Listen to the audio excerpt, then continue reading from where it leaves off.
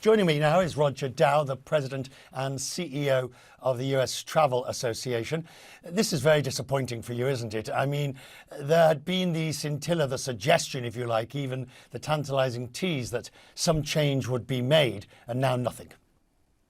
It's very disappointing, Richard. We've been looking at the numbers. I mean, we've got the Delta variant here. It's around the world. We're managing it, and we've got to look at this. The health crisis, the economic crisis, the mental health crisis, all these together, we've got to roll them all in and got to be more scientific based. And it's very disappointing.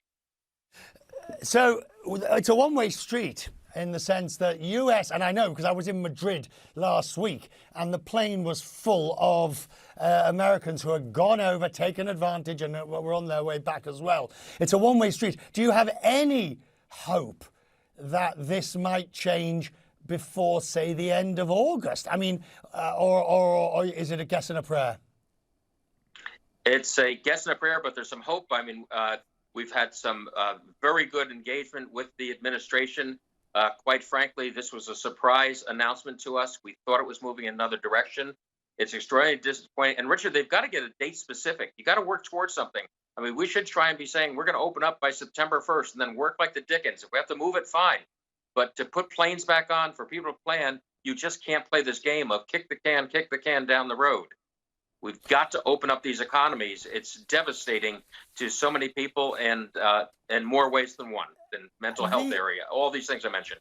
The other thing, of course, is Canada and Mexico. Now, Canada particularly, they have opened up, but the US hasn't even gone along with the Canadian date. The Canadians said their date would be the 9th. U.S. says they're going to look at it on the 19th. I mean, again, the vaccines are going up, but the cases in hospitals have been mild. I don't want to make light of this, but the bottom line is we've got to manage this thing. We cannot hide in our bunkers and hope it totally goes away forever. Okay, looking at this from the other side now, from the UK and how they regard it, one problem for the US vis-a-vis, say, the UK, is the US didn't go for a digital vaccine certificate. So essentially there are 50-odd jurisdictions all printing out these little pieces of card that look like CDC that could be duplicated and forged. So that's one problem. I know that's certainly a big problem in the UK. They say, how can we know that? I mean, by the way, that's not a problem so much for the French or the Spanish or the Greeks, which perhaps shows the hypocrisy of the British, but that's another story for another day. I mean, the US didn't go for a digital vaccine certificate. No, they have not. And I think the ability to put that together quickly is not there.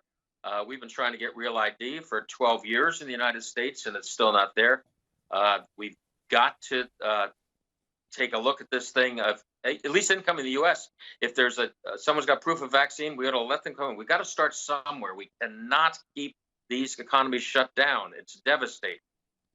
I tried Verifly on my way back from Europe last time. I haven't managed to try Common Pass, which seems to be more difficult. And the travel pass from IATA seems to be somewhat restricted. Do these...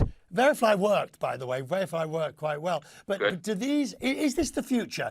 These app-based verifications of our vaccine status or our negative tests? Well, it's going to be the future, at least for the short term.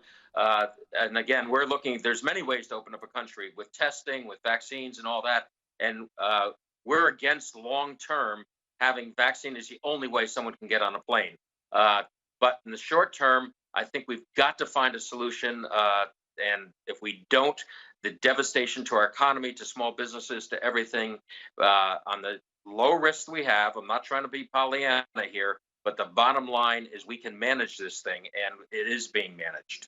Roger, I appreciate short notice. Thank you for coming and talking to us. It's good to see you as always. Always a pleasure.